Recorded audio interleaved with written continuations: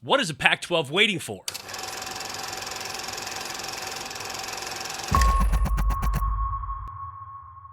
Hey everybody, welcome to Elite Athletes TV. I'm Mike Pawlawski.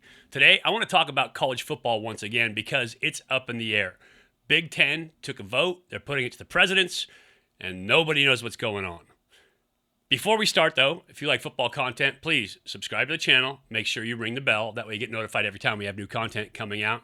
Give me a thumbs up and leave a comment down below. I'd love to hear your thoughts on college football because right now it is a crazy world. We've had 2 weeks of college football so far, and I haven't heard of any major tragedies across the country. There have been over a dozen games postponed because of COVID outbreaks in different places and positive tests. But the ACC and the Big 12 have been going at it full go.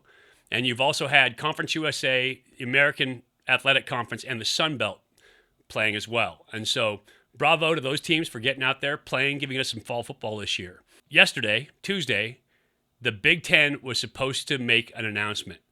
Nebraska President Ted Carter was caught on a hot mic saying that they were going to make the announcement on Tuesday. Well, as of 7:30 last night, they still hadn't made the announcement. And word on the street was that they were waiting to see about testing for the athletes. Now, there's been outbreaks on campuses across the country. Wisconsin had an outbreak. Michigan State had to quarantine some students because of an outbreak. And so a lot of that stuff is up in the air. Just recently, the Pac-12 got rapid response testing, got in a partnership with a company that provides rapid response testing. And Larry Scott, commissioner of the Pac-12, said, this is a game changer. The Big Ten, I presume, and I suspect, will be announcing today that they are going to resume play. What that looks like is a 9-week season in which each team plays 8 games. Conference championship ends up on December 19th, and as a result, they have potential of getting in the national playoff picture. If they can do that, Ohio State obviously looks really strong, and they're gonna vie for, they're gonna try to get a team on that national championship stage. They have to figure out, they have to make the vote, they have to get it out there to get started quickly though, because they're gonna have to start October 17th in order to make that happen for the Big Ten. What is the Pac-12 waiting for? None of the other Power 5 schools decided that they were going to shut down or postpone seasons. SEC is going to kick off here shortly. ACC is already playing. But if the Big Ten gets in, that leaves the Pac-12 as the only Power 5 conference not to be playing. Here's a couple of considerations. One, California and Oregon still have not lifted requirements for health issues. And the bar that teams have to meet in California is really high. Governor Gavin Newsom set it up to get down to code yellow, don't even have a green. They have to have less than 1 positive for every 100,000 residents in the state of California. Now, in a state of 40 million people, that means you can only have 400 COVID positive tests a day. We're not talking about hospitalizations and we're not talking about COVID deaths. We're talking about positive tests per 100,000. One. I don't know about you. That seems, at this point, with the spread of this virus, that is a pretty strict guideline to be able to go back to contact to practice. And so California schools, USC, UCLA, Cal, Stanford, are going to have to get some kind of waiver in order to get back on the field and practice.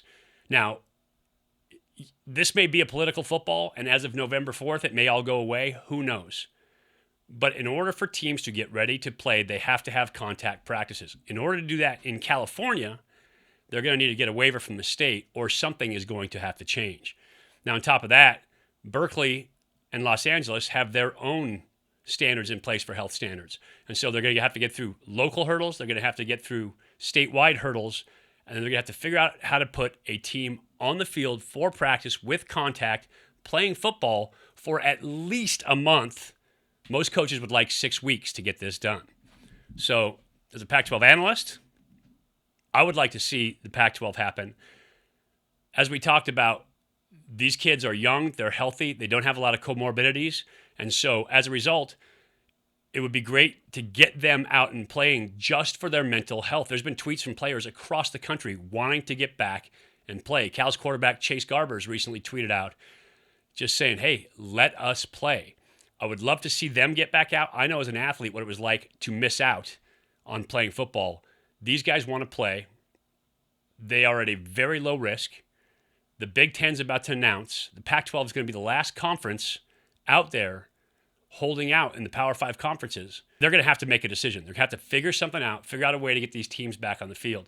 Every game they miss, every TV game the Pac-12 doesn't have, other sports are going to suffer, not just football. Remember, we talked about it in one of my first videos, and I'll put it up here. Football funds every other sport on campus.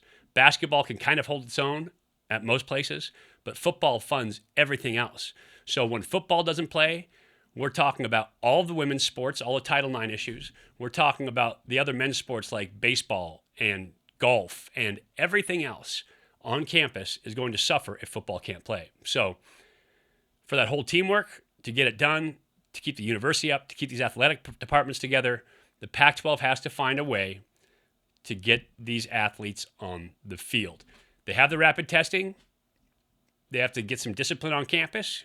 They call it a bubble, but just keep these kids so that they're disciplined, doing their work, going to school, and playing football. And if they can figure that out and get a product back on the field by the end of October, they can still be in that national championship discussion as well. But at least you'll have Pac-12 football because everything else suffers as a result of not having football on the field. Think about how your recruiting is going to suffer. Outside of just the financial for the athletic department, think about how your fan base is going to suffer. Think about how income from donations is going to suffer.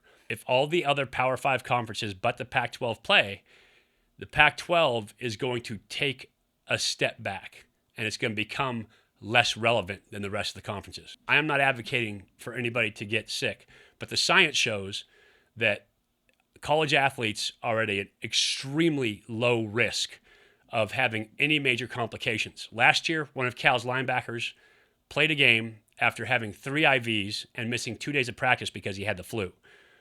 And so these are young, healthy athletes. If somebody wants to opt out, I totally understand that. I've seen players opt out for health reasons, and I totally understand that and don't hold anything against them. But the kids that want to play, they should get them back on the field, find a way to make it happen, and keep the Pac-12 relevant within the Power 5 conferences around the country.